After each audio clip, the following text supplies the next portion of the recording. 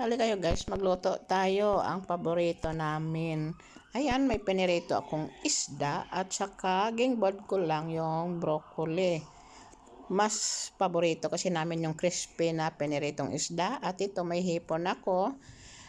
Nilagyan ko ng curry sauce para maiba naman ang kanyang lasa. At mayroon akong pritong chicken wings. At may kasamang salad para cool naman.